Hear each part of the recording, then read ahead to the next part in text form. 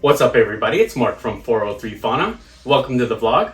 On this week's episode, I'll be performing a science experiment on my ball pythons. Now you may not believe this, but every day we do science. Science at its base is basically just coming up with answers to questions. And we have daily questions such as, what am I gonna have for breakfast? Or what am I gonna wear for the day? So we go through this process and we answer that question. Now that's science. Let's refer to it as informal science. So I'll do two experiments today. One formal, where we follow the scientific method, and one informal, which is basically like one of those decisions we make on a daily basis. In addition to that, we'll get a look at an update on the babies from clutch number 1 of 2022. So kick back and listen in, and I hope you enjoy the vlog.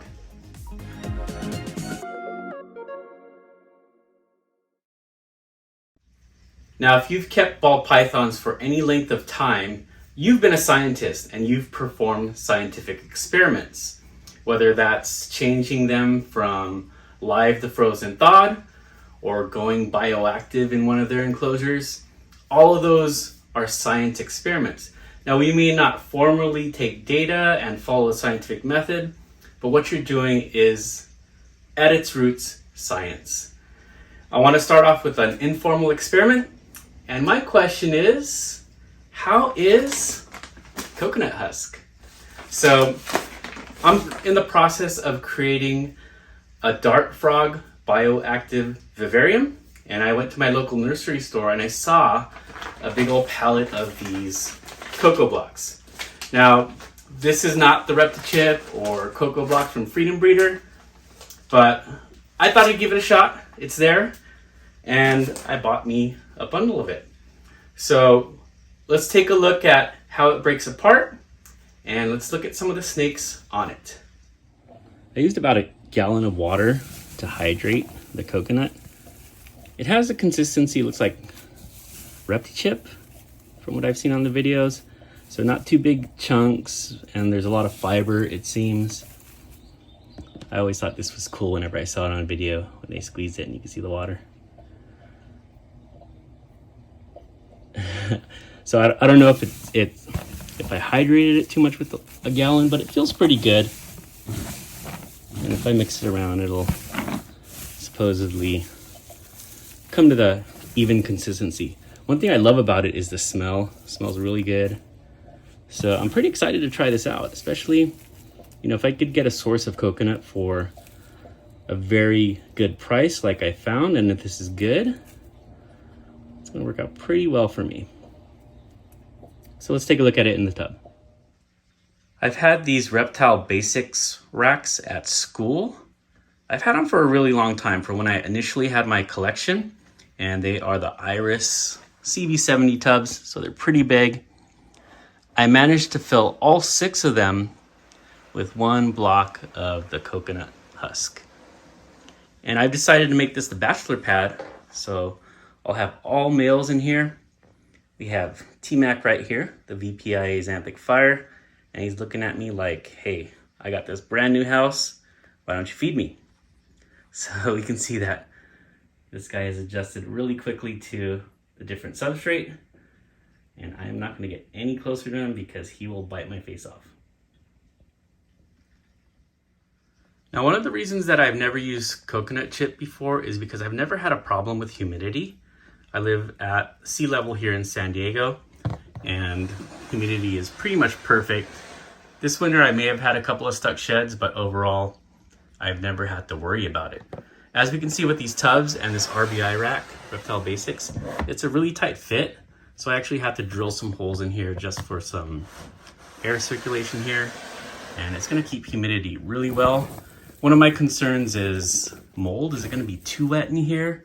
So during my informal experimentation here, that's gonna be one of the things I keep an eye on. And also maintenance of it. I know with coconut chips, you really just spot clean and it could last a really long time. I think the rule of thumb is like a month or once every shed cycle. So I'll be informally experimenting with that as well. And with paper, I've got to change it every time they go to the bathroom. So maybe this will make maintenance a little bit easier for me. Here we have Paul the ivory ball python. Now this guy has been in the mood. He is just slamming his tub. He actually opened his tub. I woke up yesterday morning to an open tub. Luckily he was still in there. And I was wondering how he did it, so I closed it and he just kept banging his tub. I posted a video on Instagram if you want to check that out. But I'm going to put him in the bachelor pad right now and hope that he doesn't try to bite me. I don't know if he'll really bite right now. He's just more in a wrestling mood. So let's see. Let me go grab my hook real quick.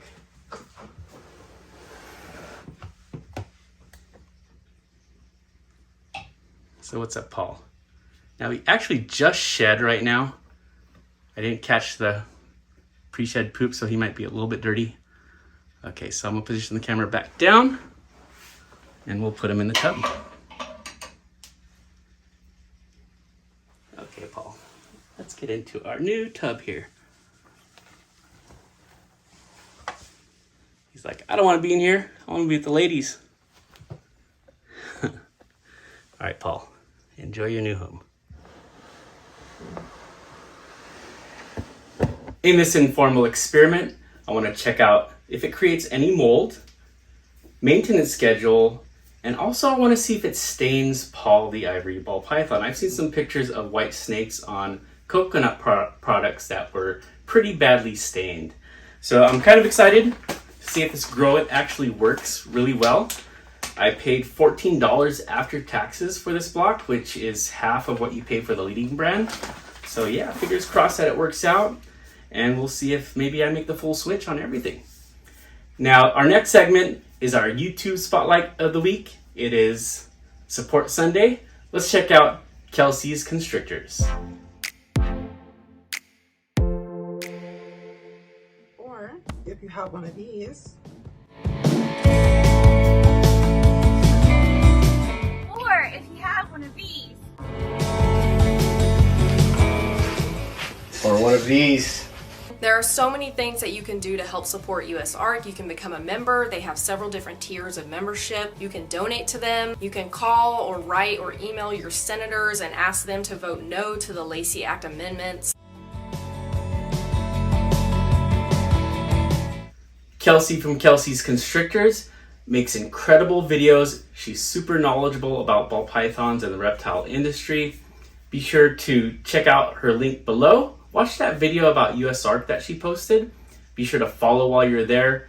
It's really important that we support USARK. I'm a member.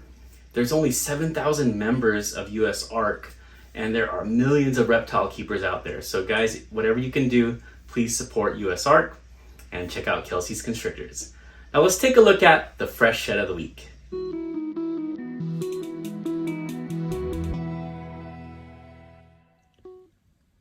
So I've been waiting all week for this guy to shed.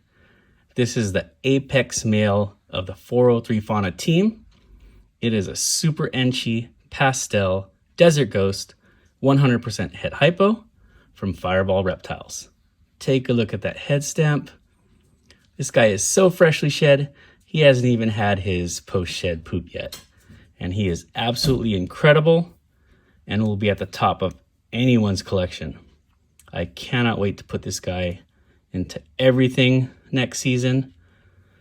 And yeah, not much more to be said about this guy. Just incredible.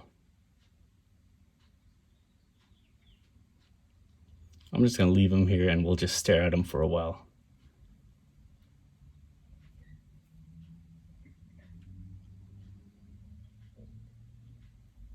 Stunner. 3 of the babies from clutch number 1 of 2022 have consumed their first meal in rat pups. The other 3 I'm going to put on mouse hoppers because they did not take what was offered. Let's take a look at them. Let me know if you're interested in those first 2.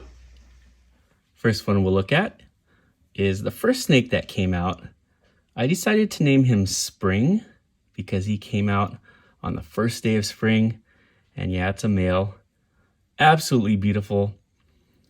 I was considering holding back a male, but I've decided at this time to let both of them go. One of the males is spoken for.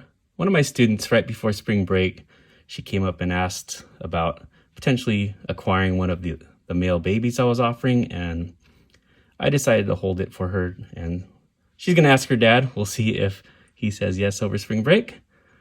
But I'll be honest, this is the better looking of the males. So if you're interested in a male Ember / Vanilla, that's potentially Het Hypo VPA Xanthic Puzzle, I would pick up Spring here. He is really awesome. His pattern is really crazy, which, hey, maybe that's indicative of the puzzle influence, but he is super awesome. So once again, Spring, Ember / Vanilla, potentially Het Hypo VPI Xanthic Puzzle. Another one of the babies that has eaten for me is this girl here that I named Harmony. I named her Harmony because she had this really good blend of colors and pattern. So I thought Harmony would be a good name for her. Take a look at her partial stripe she has. She's really bright too. Just a beautiful animal. So this is Harmony, and she is an Ember / Vanilla, 50% possible Het Hypo VPI Xanthic Puzzle.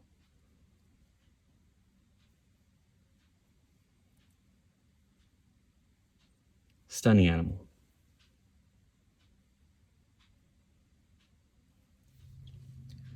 Okay, when I looked at this girl initially, the song from Bonnie Tyler, what was that name of that song again? Total Eclipse of the Heart. There was a lyric in it that said, "Turn around, bright eyes," and just how bright she was, I decided to name her Bonnie. This girl's got a little bit of an attitude. She just hissed at me as I picked her out of her tub. And you know, puzzles, even puzzles, have a tendency to have a bit of an attitude. And look at how crazy her pattern is. So this is one that I'm definitely going to be holding back. I think she's Het Puzzle. So don't even ask, guys. This one's staying here with me. Once again, Bonnie, Ember or Vanilla, 50% possible Het Hypo VPI Xanthic Puzzle. Beautiful girl with some attitude.